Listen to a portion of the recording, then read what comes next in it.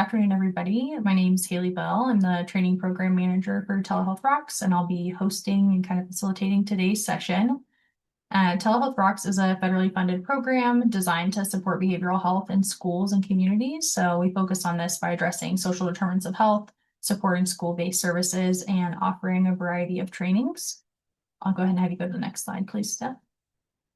So just a few notes before we get started. We are recording today's session, so you guys will get that sent out to you afterwards in a follow-up email. And then we do have your microphones muted, so please feel free to use the chat to ask any questions during the session. We've got some time at the end to address those. And then if you guys could just make sure that your first and last name are visible on the Zoom screen, that'll just help us with tracking attendance so you all can get certificates of attendance at the end. We'd also love to have you, if you want to put your name and organization in the chat as well, just to get to know each other a little bit more as well, please do that. Next slide, please. And for today's session, we do not have any disclosures, and everything presented today is evidence-based. Next slide. And after the session, we will have that follow-up email that I mentioned. So any links or resources that our presenter mentions today, along with the slides and the recording, will be sent out after their process. So just give us a little bit of time with those. And then, as always, if there are any questions we don't get to today, please feel free to email those to us at telehealthrocks@kumc.edu. Next slide. And so for today's session, we're super excited to have Dr. Stephanie Punt lead our session on sleep. Dr. Stephanie Punt is a health psychologist and attending neuropsychologist at UCLA, with expertise in brain health, the mind-body connection, and evidence-based lifestyle interventions that improve mental and physical health outcomes. She's particularly passionate about expanding access to these approaches in rural communities and has helped develop and lead multiple telementoring and educational programs throughout all of our Telehealth Rocks initiatives. Dr. Punt earned her doctorate in health psychology from the University of Kansas and completed her internship and postdoctoral training at the UCLA Simmel Institute. Her work is informed by a multidisciplinary background that began with research in pediatric and adult sarcoma at the University of Washington and Seattle Children's Hospital, where she first became interested in how the mind-body connection influences chronic illness and quality of life. Today at UCLA, Dr. Punt works across several clinical settings, including medical assessment clinics, a specialty veteran clinic, and programs for functional neurological disorders. So with that, I will go ahead and hand it off to Dr. Punt to get us started. Hey, thanks so much for the introduction. It's nice to virtually meet you all. And definitely, I'm always, as a Jayhawk, I'm always excited to come back to KU and kind of help out with things. But yeah, so today, definitely, as we're going along, it's always more fun when it's a conversation versus just me pontificating different ideas and evidence-based things about sleep. But definitely, if you have questions that come up, we'll try to monitor the chat. If you think of other questions later and you have an aha moment, we can definitely answer those questions via email later too. But yeah, I think sleep is near and dear to all of our hearts because, we need sleep in order to survive the stressful day. But sleep is, it's something that's a universal human thing. And I think we've all, at one point or another, kind of experienced where lack of sleep or having a bad night of sleep can really negatively impact us all. So I'm excited to kind of talk to you more about sleep today. So we're going to send a poll out. I think it's kind of fun to think about, right? Myth or fact? So, myth or fact, your brain shuts down when you're sleeping. One bad night of sleep means you're sleep deprived. Teens just like to sleep in, parentheses, they're lazy. A nap will always ruin your sleep, and sleep changes as we age. So I'll give you a little bit to think about all those and answer.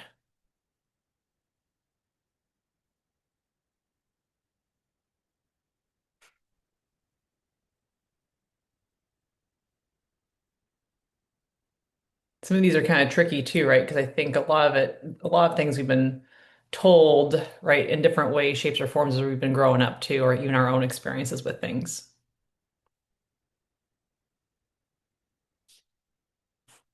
All right. We've got About 70% of us responding, so I'll give us a little bit more time so we all have a chance to respond.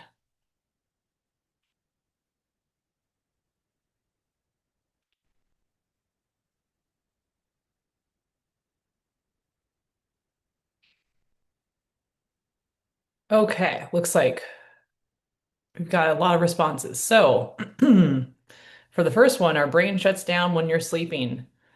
About 92% of y'all said that was a myth, and yes, it is a myth. So, congrats on that one. Our brain is actually super active when we sleep, active in different ways. So, I always think that's interesting to think about what is our brain actually doing during sleep, and we'll definitely talk a little more about that. All right, one bad night of sleep means you're sleep deprived. 85% of you all said that was a myth, and you are correct. That's also a myth. One night doesn't mean sleep deprivation, right? It's all about a consistent and persistent pattern of sleep. One bad night of sleep is really going to mess us up for the next day, right? And how we think and feel about things. Um, but in terms of sleep deprivation, that's more, we're looking for those more of those consistent patterns. Teens just like to sleep in. Um, 83% of y'all said that was a myth, and that is also correct. Biologically, teens are a lot different. They're in this transition zone between like childhood and adulthood, and there's a lot of sleep changes that happen at the same time. And teens actually need a lot more sleep, and their entire sleep gets shifted. So they tend to, like biologically, physiologically, need more sleep than kiddos and adults. So everything looks shifted. A nap will always ruin your sleep. 98% of you said that was a myth, and I'm going to say that that is also correct. It is a myth. A nap is not going to always ruin your sleep. Think about anytime we've been sick, our body wants us to sleep and rest, right? Naps can be beneficial.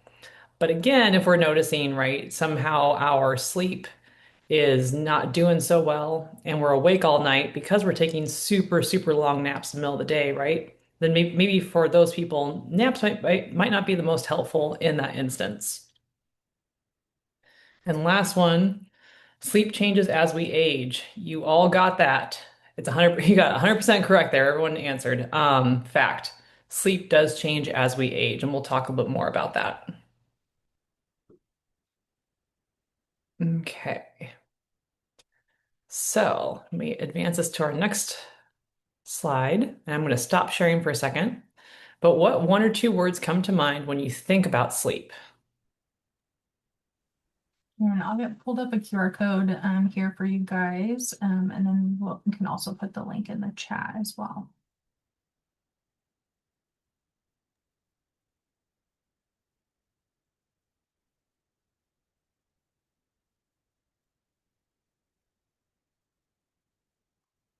I like what people are adding in the chat too.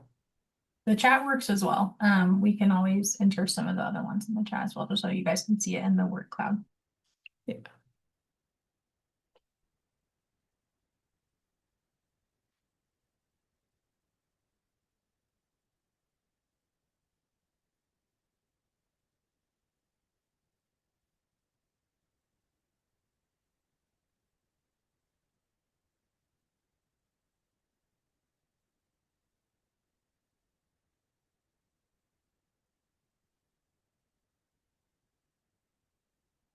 I like that essential and recovery are the highlighted words here.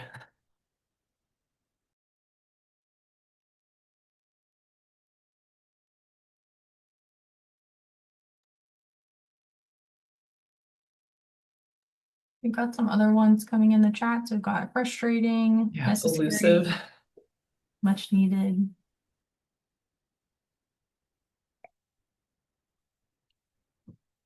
necessary, healing and clear head.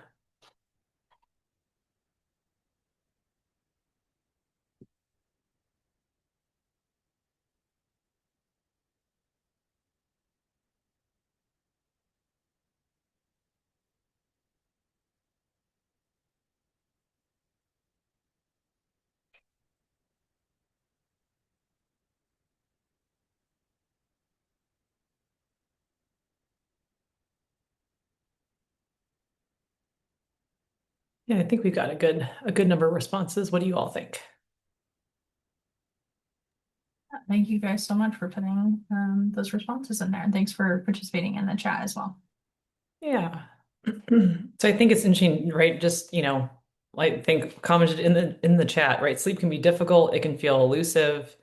It can also feel restorative, refresh, recovery, essential, healing. All those things I think are correct. And hopefully some of the, things that we'll go over too might give you, I know there are many different ways to try to improve our sleep, but maybe I hope that some of the information today might be able to help give you some different ideas about maybe how to help it not be so elusive.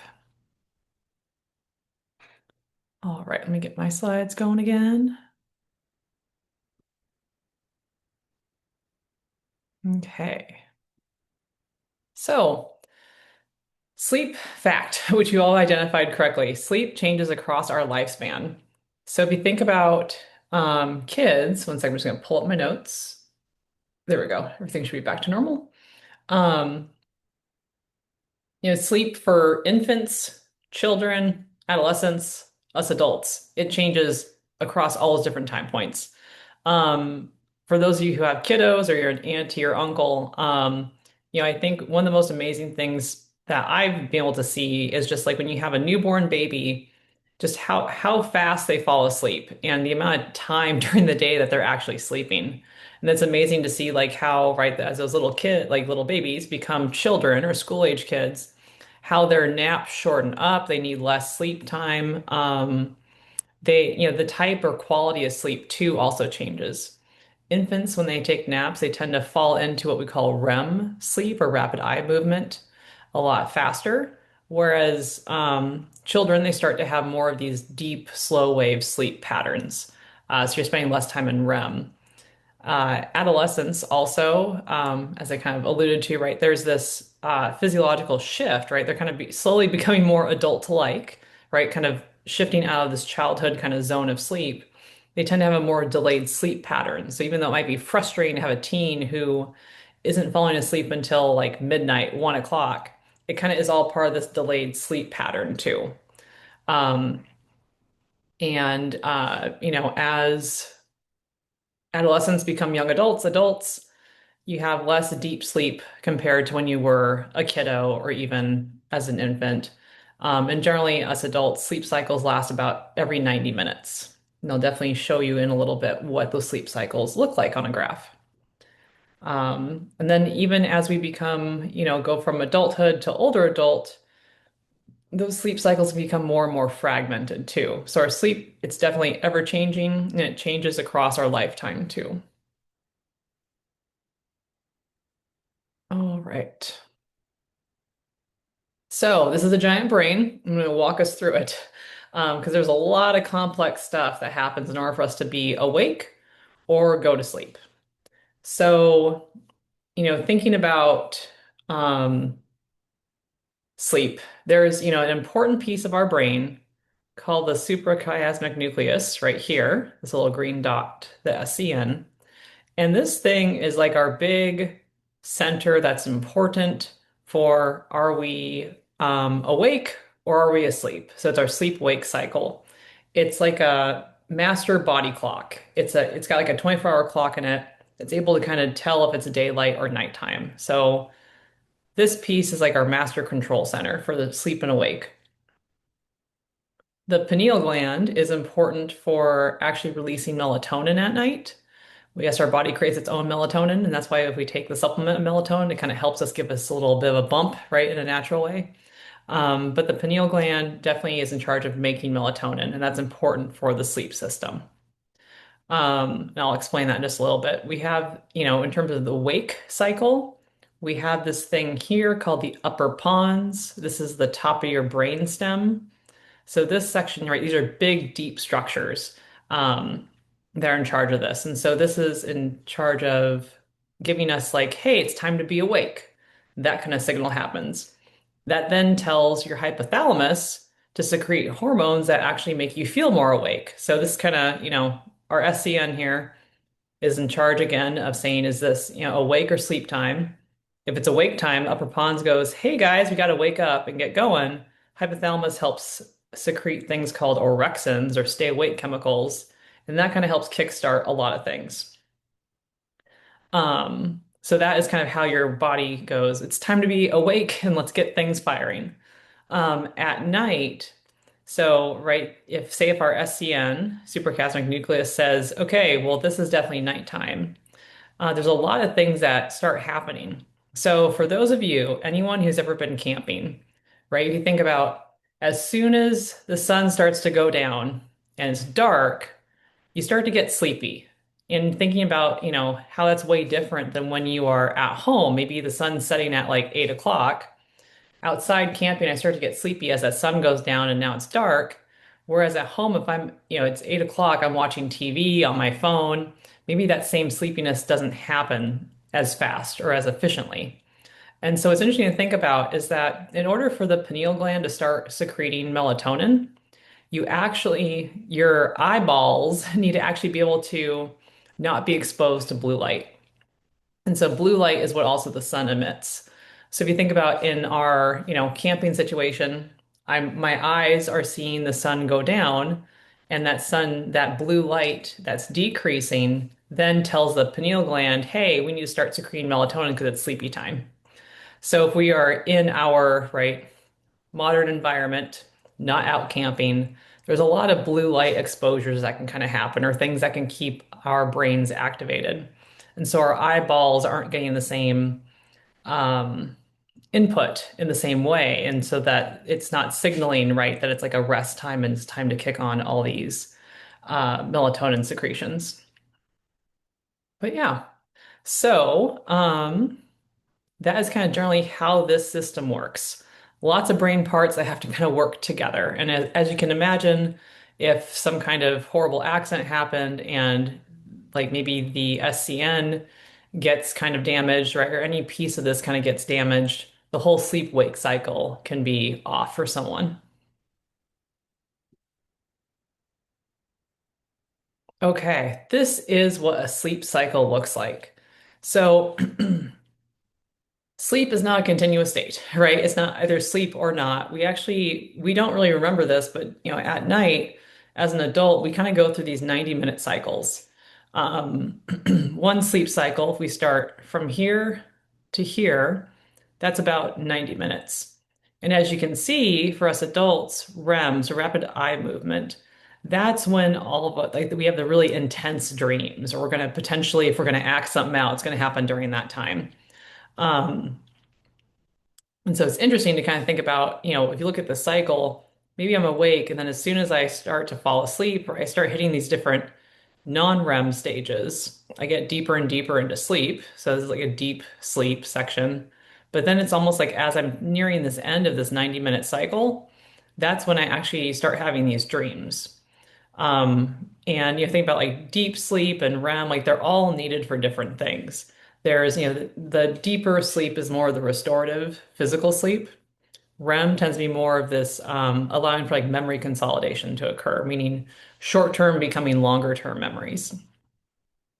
So I always like looking at these graphs because I think it's interesting just to kind of think about like, oh, it's not even though my perception of sleep is that I fall asleep and I wake up, there's a lot of little brief awakenings that can kind of happen too, that maybe you're not fully aware of as you cycle back through. So end of the cycle is usually REM, and then you can kind of go back into it.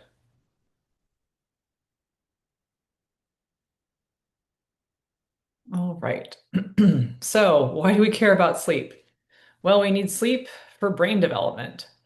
Um, Sleep is going to support what we call synaptic pruning. So, especially for little kids, right? We are born with a lot of connections, and kind of as things, little kid, infant to little kid to adolescence, a lot of different brain networks and neurons start becoming pruned, meaning that like there's a lot of connections at once, but the ones that are being used most frequently, most often, are being strengthened and reinforced, and the ones that you don't use get kind of pruned. Um, so a lot of that pruning happens during sleep. The more we sleep, right, we're able to promote myelination. Myelination is actually kind of like a little fatty layer around certain neurons. Um, and that actually, just like how if you insulate a pipe, right, it's like insulation that helps the signal travel faster from one point to the other. So myelination is helpful. It's kind of like if you've ever seen like a little infant or a little baby, their brains are actually actively myelinating, right, as they're growing. And one of the ways to kind of see it real time is, like when little infants are trying to sit up and maybe their hands are super, we call it ataxic or not coordinated when they're trying to reach towards something. It's not a smooth movement. It's kind of like this weird, jerky kind of looking movement. And that's, an example of like those nerves aren't quite myelinated yet. And that system isn't quite as fluid as us trying to reach for a ball, for example. Sleep helps regulate growth hormone release too. So we need that for, not only brain, but also physical development. Sleep helps this part develop, right? Our prefrontal cortex, which is super important for planning, organizing, impulse control, decision making, right? We need it for stuff. There's this cool system in our brain too called the glymphatic system, and that actually removes wastes. So you think about it like during the day when we're awake, our brain's doing lots of stuff, lots of electrical signaling, and that can all create waste. And so the glymphatic system is basically a bunch of little pipes and tubes that at night kind of open up bigger and they help sweep out all the trash that kind of accumulated during the day. Um, and why it's important is that, as we age, that system can get less and less efficient or things can disrupt it. And, the glymphatic system is important for removing like amyloid and tau plaques, right? Waste products. And those are actually implicated in like neurodegenerative diseases like Alzheimer's. So again, they don't know exactly how, right, all this stuff is connected. Um, but the glymphatic system is a super important system that we want to make sure we can kind of capitalize on. Sleep also helps regulate immune and metabolic responses too. If you think about, right, when we are sleep deprived, that increase, like meaning a consistent, persistent pattern of not getting enough sleep, that counts as our body interprets that as a stressor, like a physiological stressor. And when our bodies are stressed, right, that increases cortisol release, all these stress hormones, kind of like a fight or flight response. And if it becomes like a chronic thing, right, that's not going away, not like a one-time test, like a chronic thing, that can lead to more inflammation and just more kind of dysregulation in our body. So sleep is critical for learning and memory. Things that we're learning during the day, right? That REM sleep, it helps take that new information and kind of help put it away in our memory filing cabinets, help keep it for longer. The more refreshed we are from sleep, the more sleep we get, can help improve attention, processing speed, problem solving. And again, I know I've definitely had this happen where I've kind of like solved my own problems in dreams where like maybe I can't figure out how to organize something or do something, but definitely that sleep stage, right, with dreams, REM sleep, it's known to support creative thinking and integration of knowledge. And I don't know if anyone else can relate to this, but I've definitely woken up many times going, aha, now I know how to solve this problem. So sleep is important for a lot of different things. Sleep is also important for our own emotional health. So if you think about just in terms of sleep in general, right? There's been plenty of times where I've been woken up from, a night's sleep, or I can't fall asleep because I'm sick, and I just feel more irritable, right, the next day, or I have a shorter fuse or shorter tolerance, less tolerance for things. Um, but sleep helps us regulate our amygdala, which is a deep structure in our brain next to our memory filing cabinet that is actually in charge of our fight or flight response.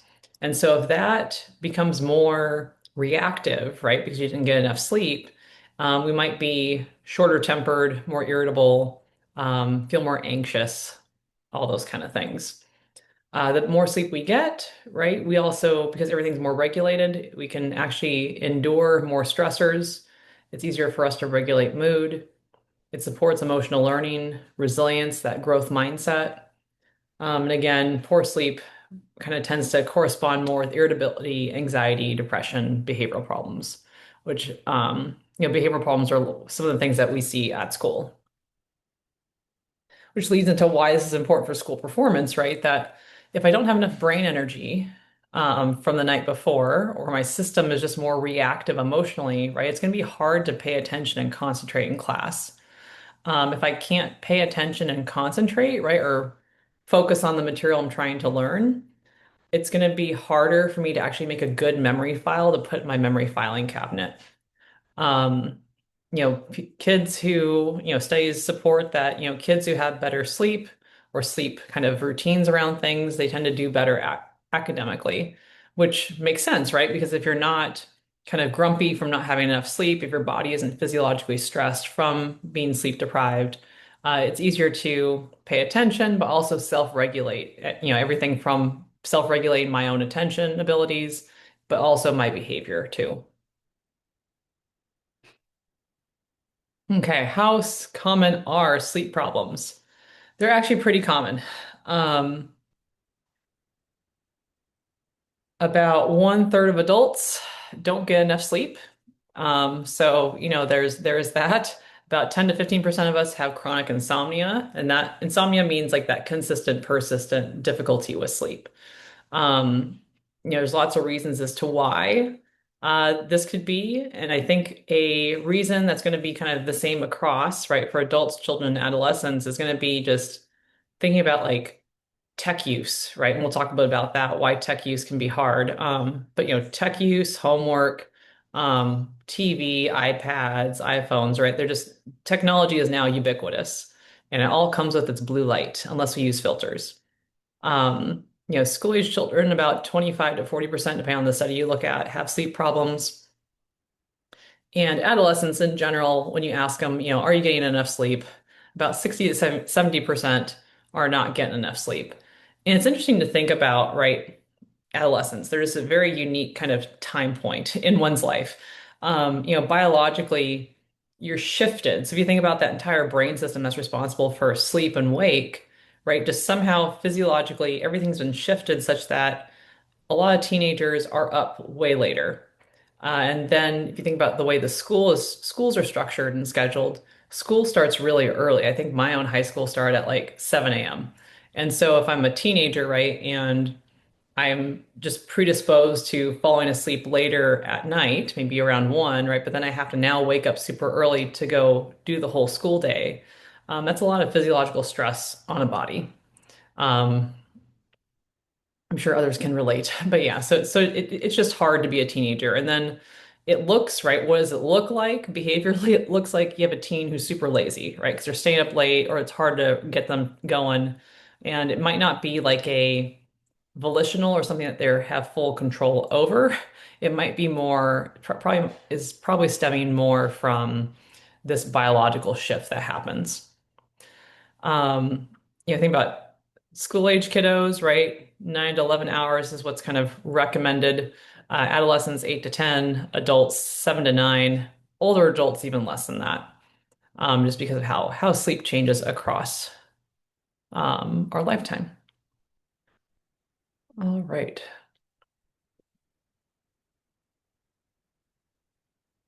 Okay, so common signs of sleep disruption in students, which I'm sure you all have seen different iterations of. But, it's the kids who are having a hard time focusing, easily distracted. They're forgetting assignments or instructions, or they need you to repeat the instructions over and over again. If, the sleep deprivation is kind of going on for a while, you might start seeing declines or inconsistent grades or test performances. They're usually the kids who, they just look low energy, right? There's lots of yawning, maybe over reliance on caffeine. They're maybe falling asleep in class. Maybe there's tardiness or absences, a lot more irritability, maybe behavior problems, mood swings, and just more reactive. So I'm kind of curious to hear, you can enter it into the chat, but, what kind of, are there other signs of sleep disruption that you've seen in students? I'm just curious.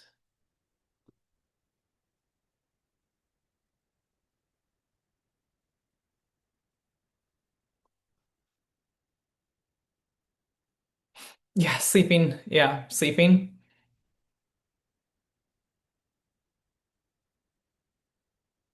Yeah, behaviors, violence, disrespect. Yeah. I appreciate you sharing that. Yeah, there's like this hyperactive quality, right? Or either there's like this increase in impulsivity or just kind of like everywhere at once, and you're like, oh my gosh. Yeah, mood swings, crying more, yeah, late for school, more susceptible to illness. Yep. Apathy, yeah, it's a good one. Mood swings. Yeah. And I appreciate you all. Yep, less cooperative, like less amenable to things. Yeah. Oh, apathy is kind of if I understand the question right, it's more of like the kids who kind of do the like, I'm here, why bother? I don't really care. Oh, yes, I'm glad you brought up the regressions too. Yeah. Yep. Yeah, for some kids it's like, right, if sleep is kind of the stressor, there can be like behavioral regressions, like the toileting difficulties or just other kind of behaviors too. So I appreciate you sharing that. Yeah. And something just to kind of, oops, let's see. Uh, There we go. Something to kind of think through together too is that, even though like sleep is kind of like the measurable thing a lot of times, it's interesting to think too about how with sleep, it's it's kind of like it can be a symptom of something else, right, in the environment. And think about how complex some of these environments are, not only at school, but also at home. That maybe even if the kid, and we'll go over behaviors in a second, but even if like a kiddo was following the perfect sleep hygiene routine and had all the routines that they were doing, right, to kind of help get to sleep and stay asleep and all those things. If you live in a very disrupted environment, meaning like with parents or siblings or the chaos that that environment can sometimes contain too, that's also going to set students up for just a different kind of relationship with sleep. Okay, so there's lots of things, right? So you think about the big home environment where the kid's sleeping, that's one big environmental thing that can disrupt sleep, but also technology and blue light. So just like with our brain, there's that pineal gland that's in charge of creating melatonin, right, or secreting it so you can start to feel sleepy, and start that entire brain restoration process overnight. The more we're looking at our phones or screens or TVs, our eyeballs are being exposed to blue light. So there is one thing to think about. Is one can my next slide we'll talk about this more, but like you can avoid screens altogether, but there's also different filters one can use too. I'll talk a little more in just a second. If we have irregular schedules, say if we are, I know I'm definitely guilty of this. I wake up during the work week at a certain time, but then on the weekend, I allow myself to sleep in. My body feels that that can be like an irregular schedule, or almost like when it comes back to Monday, I have to wake up super early again. It feels like a jet lag shift that kind of happens. And so, one of the ways to, no matter what time you go to sleep at, if you can actually set a consistent wake up time, try not to be too harsh on yourself on the weekends, but kind of if it all kind of is within the same kind of 1 to 3 hour zone, those consistent schedules can actually help our body clock kind of sync up such that waking up isn't going to be this additional stressor. Stress and worry, so negative thoughts, having like feeling like our mind is racing or can't turn off, that can also disrupt sleep. Late meals. So if we eat big meals super late that are hard to digest or super spicy food, that can also disrupt, right? Just the discomfort of digestion can disrupt sleep. And then caffeine and energy drinks, right? Thinking about, you know, I definitely drink coffee in the morning, but when it hits about noon, I stop because otherwise, if I keep drinking caffeine, even though I like the taste of coffee, it can accidentally keep me up for longer than I want. So just being aware of when you're drinking energy drinks and how they impact your body. And also thinking about for our kids with ADHD who might be using a stimulant like Adderall, being kind of mindful of are they following timing recommendations, those kind of things that might be helpful ways to help kind of just be aware of and help triage if kiddos are having a hard time falling asleep.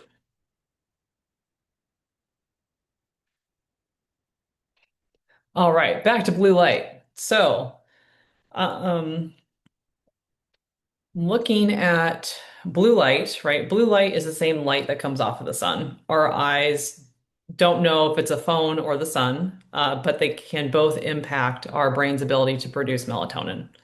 And melatonin is our sleep hormone. It's super helpful. It's that you start to kind of feel drowsy before you fall asleep. Um, and so the cool thing about at least iPhones, because I have an iPhone and a lot of different smartphones, is that they now have this thing called night shift mode. And so if you don't have it turned on, I highly encourage you to turn it on.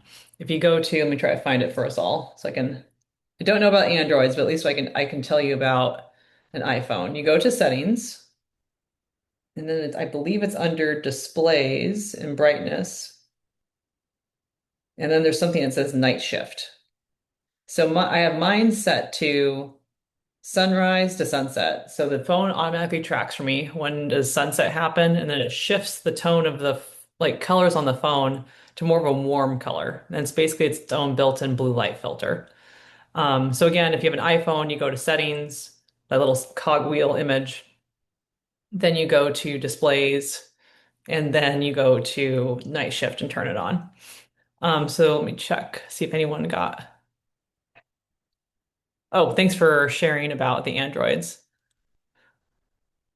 So yeah, so for Androids, go to your settings, it's with your light brightness. And that I assume that means that you know about the night shift mode situation, so I appreciate that. And I see that Lori had a question about irregular sleep schedules leading to sleep paralysis. So that's a good question. Um, in terms of what I know about the evidence, not so much that irregular sleep schedules can cause sleep paralysis, but for some of us, sleep paralysis, just to kind of explain what that is, when we feel sleepy and fall asleep, our body is also kind of told, like, hey, don't move. Because if we move, it's like a safety thing. So we have hormones that are in charge of kind of helping us relax and don't move for a safety thing. And so, kind of what can happen is that when we are waking up, that synchronicity in terms of your body getting the signal of like it's time to wake up now mentally and physically isn't quite happening at the same time.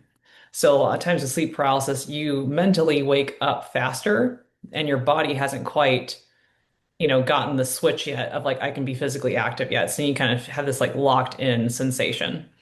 Um, so that's a good question. But so with irregular sleep schedules, if you're someone who's already kind of prone to sleep paralysis, the irregularity of sleep schedules can kind of act as a stressor to your body. And so things might feel more out of sync. Oh, thanks for sharing, Lori. Yeah, so blue light does a lot of stuff. So, thinking about that's how so we can control our phone that way in terms of how much blue light we're being exposed to. But thinking also about like if you use an iPad or a tablet, right? Like can those things also have like some kind of night shift mode or blue light filter applied? If you're using like a Kindle, right? Making sure either the brightness is turned down or getting like one of those old school actual filters, blue light filters to stick over it. Um, a lot of the smart TVs now too also have filters. So just kind of, I think, like a fun activity for the upcoming weekend could be to kind of take stock of, what devices are your eyeballs exposed to, especially at night, and is there a way to turn on one of the filters for those things? But in general, see if we don't use the filters. You want to try to stop looking at screens about 30 to 60 minutes before bed. Another thing, though, to kind of keep in mind is, you think about my phone, and if I'm looking at my phone, like at night, not only is there the blue light to contend with, but there's also like the content, right, that I'm consuming, like what is on my phone. And so thinking about with kids too, right? Like if they're on their phone, right, and if they have a blue light filter, that's great. But what are they watching? Are they watching suspenseful horror films, right? Because that's going to cause an activating effect for our system. Are we looking at social media? Are we looking at social media, right? Are we looking at the news? those are all kind of can be activating things for our brains. So in general, too, not only for the purpose of the blue light situation, but just avoiding screens in general about 30 to 60 minutes before sleep can be helpful. Okay, so kind of breaking down our behavioral strategies for better sleep. So having a consistent bedtime, right? Our bodies like routines. They like to know when to wake up and when to fall asleep. So the more predictable routines we have, especially around bedtime, like maybe I always wash my face, brush my teeth, put pajamas on, right? Those are all signaling to my brain that we're starting to get into the sleepy time mode. Wind down time. So that'd be important. Like say if you're working on a project or doing work, or if a kid is working on homework, right? Making sure that there's a transition time to such that we're not going from something that's a bit more activating to trying to get our brain to sleep real fast. Again, limiting screens before bed and thinking about, right? I think social media and phones and technology, I think they're all great tools, but again, just kind of thinking together kind of about, right, like what purpose does it serve to use these tools? And so, for a lot of kids with social media, it's fun to see what your friends are doing, but also it can be a very activating thing to see, right? Especially just given all the cyber stuff out there. Um, so again, limiting social media can be a way to help also kind of decrease the internal activation that can kind of come with it too. Making sure your sleep environment is comfortable. So making sure that, it's not too hot, not too cold. You have a definite, like, this is where I sleep and rest section. Um, our bodies really like to associate kind of feelings and internal feelings with spaces. And so if I'm doing my work in bed or having my kid do their homework in bed, right, I'm now creating an activating space where I actually want to be sleeping. So trying to always think about like, this is the bed you use for sleep and rest. Is there a desk or a different chair we can use, right, to have these more activating kind of activities happen, like homework or work projects, those sorts of things. If you are someone where you lay awake in bed and you go, oh my gosh, my brain won't turn off, or wake up middle of the night with all my to-do list and all those, right, I have to do all these things. What if I forget it? If you're like me and slightly a worrier, worry time can be helpful. So again, if we want to keep our bed as a place where we sleep and rest, what I do is that I actually go sit in a chair in my bedroom and I will basically do extreme worrying. I will write down all the things I have to do, all the things I'm worried about I'm going to forget, and I time myself for about 5 minutes. Because after 5 minutes, what you kind of notice is that the thoughts repeat. And you're not really learning anything new. You just kind of go, oh, wow, those thoughts are just repeating. I must be really worried about this presentation tomorrow, or right, whatever the topic is. And so, that worry time can kind of also help give your brain space. Like, this is the worry chair. This is where I can have all these thoughts. And then my bed is for sleep and rest. And then if I wake up middle of the night and start having those thoughts again, I'm going to get up out of bed and go walk back to the worry chair, maybe take a couple notes, and then go back to bed. So you're trying to disassociate this activated worry feeling with the bed. The more physically active we are too during the day, that can also help with sleep onset and our ability to sleep. And doing things like practicing gratitude, right? No matter how sideways the day went, thinking about, okay, well, what's one thing that I'm thankful for today? Maybe it's the fact that I saw the sunrise. Maybe it's the fact that I slept 1 hour more than I thought I was going to. Maybe it was that, breakfast tasted pretty good. Or maybe there wasn't that much traffic on the way home. Um, kind of trying to, there's so much negative stuff just in general that can happen to us day to day, but trying to orient our mind to what's one thing we can be thankful for can really help. Just really help our brains focus on more of a positive or neutral kind of experience versus all the negative things that our brain naturally wants to hang on to.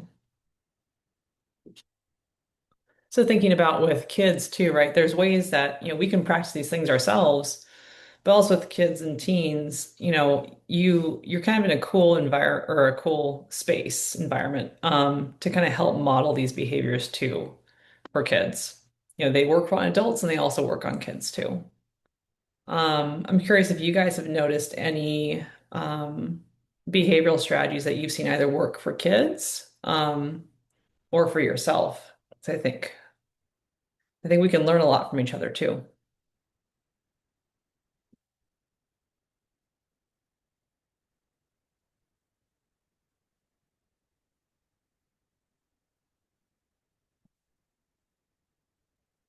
Yep, routines are so important.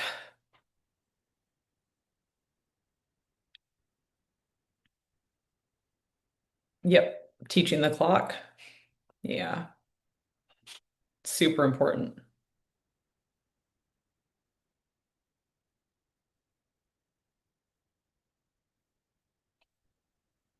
That's awesome. I also appreciate that you dance consistently too. It's a good routine. Good routine.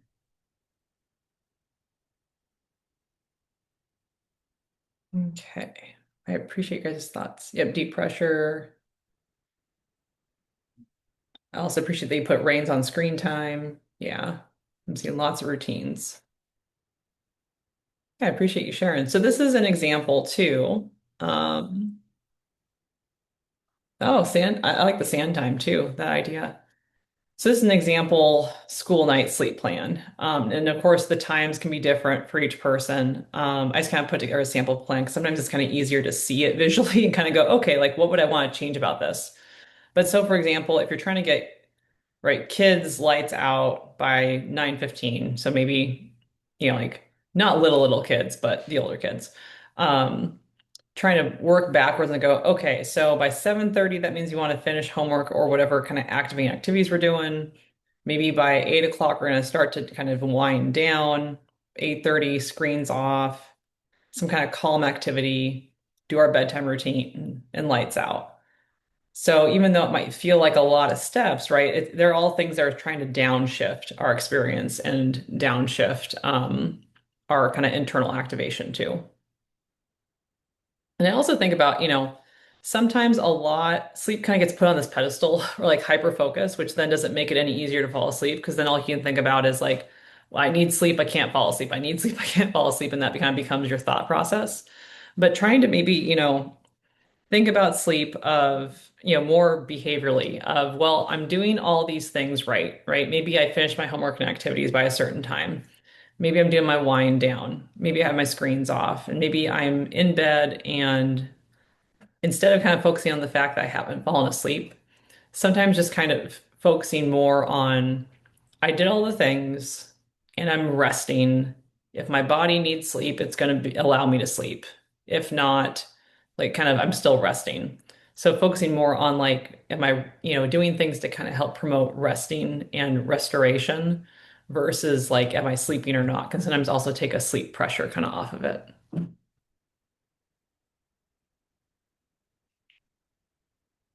And I appreciate your comments too. Yeah, especially around, I've heard that too, where there's this like stigma around sleep being called lame or weak. Or even, right. I know my mom definitely said that too, right? You can sleep when you're dead, or that kind of mentality. Which there's a lot of things you can kind of, right, pull yourself up by your bootstraps and get done. And I appreciate the hard work ethic. At the same time, we gotta be kind to our bodies because our bodies have to last us a lifetime. Okay, so poll time again. What is one behavior strategy that you're going to try or that you already use that you're going to keep doing?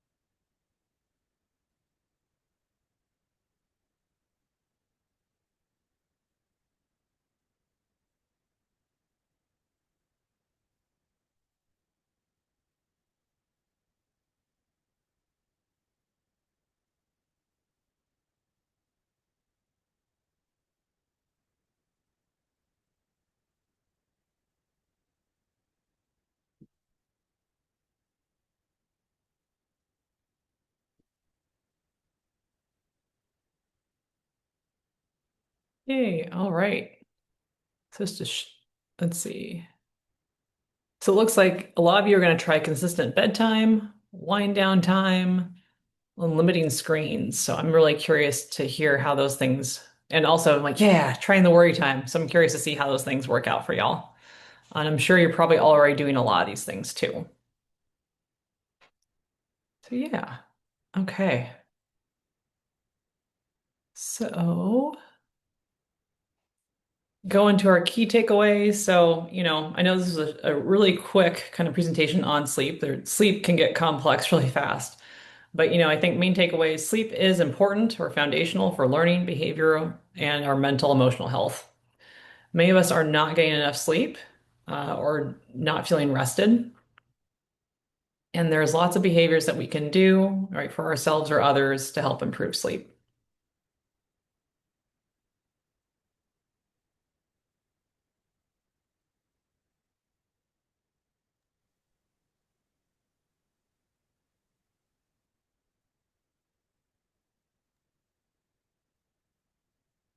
Yeah. I know we did have a number of questions that came in during the chat, or excuse me, during the webinar in the chat. Steph, I know you caught a majority of them. We did have a few more. Okay. Um, at the beginning, B was curious if you could share kind of what your thoughts are on the use of sleep supplements. So like melatonin or magnesium with children, and B specifically works with children age 0 to 5. Okay. Yeah. Thanks for the question. So definitely have to preface everything with I'm not a prescriber, but in general, low doses of melatonin can help with sleep initiation.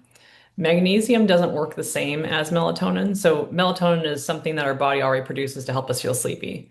Magnesium is actually like an anxiety and can help also with headaches. It does a lot of things for our body system. But with magnesium, especially, it's important to kind of check in with a pediatrician or someone who knows that kid's health status because, magnesium is something that's important for a lot of body functions too. So you wouldn't want to accidentally, even though it's safe for most kids and ages, if there's other body stuff going on, you just want to make sure you're not accidentally giving them something that can accidentally harm them. Thanks for that, Steph. Yeah. One other question we had was when you were talking about kind of why sleep is critical for brain development. Our niece wanted to hear kind of a little bit about if bedwetting allergies kind of play into why sleep is critical for brain development. Hmm. Well, so definitely, in terms of bedwetting, there's a lot, those are complex things going on. Definitely if someone's already having, I guess it's kind of right, like which comes first, chicken or the egg? You can have a lot of different stressors and environmental stressors that make bedwetting kind of happen more often. And also too, if you're bedwetting, that's also going to make it harder to, right, like sleep's going to kind of become aversive in a sense too, right? Or there's a lot of pressure around sleep.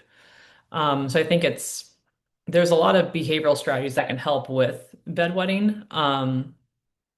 But I think a lot of it kind of comes back to like still trying to create the bedroom as like a calm environment, despite having this really, kind of, distressing for parents and kids thing happening.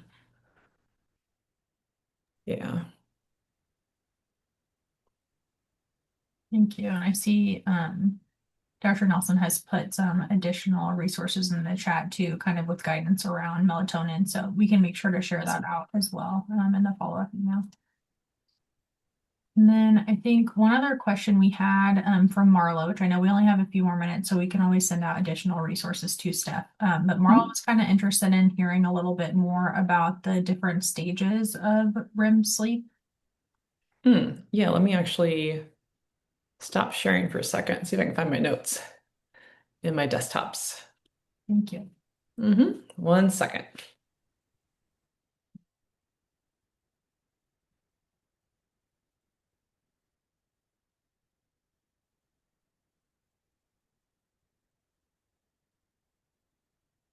So we know with with the REM, the OG, the REM sleep, that we know, the rapid eye movement sleep, that's where your brain actually is so active, it looks as if you're awake.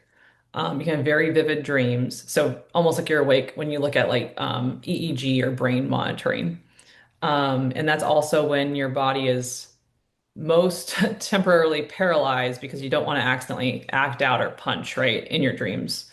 Um, and there's actually something called, just a fun fact, REM sleep behavior disorder. And that's where people maybe that paralysis piece isn't happening. So you actually see that in people with like Parkinson's disease, where individuals with Parkinson's can actually have these REM sleep behavior disorders where you're acting or punching dreams. That paralysis piece isn't happening quite coordinated. So there are four non-REM sleep stages. They're abbreviated. So non-REM is NREM. So there's NREM stage one, light sleep. NREM stage two, you're in a deeper sleep. NREM stage three is called a deep or slow waves sleep. And then you have your REM. Basically, this difference between like the NREM stage one, two, and three, it just has to do with the different types of brain waves that are happening at that time. But as you can imagine, stage one, the lightest kind of sleep, it's going to be the easiest to wake up from. A stage three, a deeper, slower wave, meaning brain wave sleep, it's going to be harder to wake up from. Thanks, Steph, for that quick overview. I know we can send out, like I said, some additional resources on it. Uh, Yeah. One other question, Michelle was wondering if you had kind of any additional ideas on for sleep for preschool age kids with autism specifically. Yeah, I'm definitely, I think some people on the team might have other thoughts about this too, but just thinking, a lot of, and the individual asking the question too might also know, right, just, how beneficial structure and routine can be for those individuals with autism. And so, trying to, I guess, there's lots of ways that kids with autism can be supported in that, but I think it's mostly kind of like routines such that they're not feeling like, right, something's kind of coming out of left field, like all of a sudden we're sleeping, right? There's a lot of preparation and kind of routines around sleep that can be beneficial. But I think, definitely open to more discussion over email if there's certain concerns, then I'm more than happy to like help brainstorm through. Thank you so much. We appreciate that.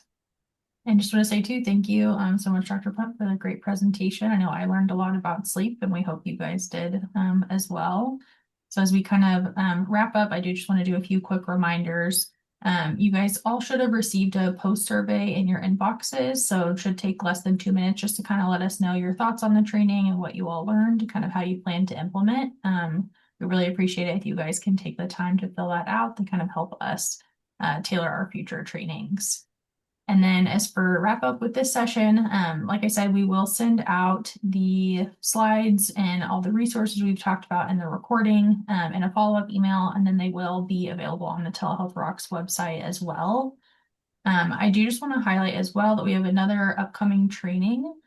So I just dropped a flyer and the links in the chat.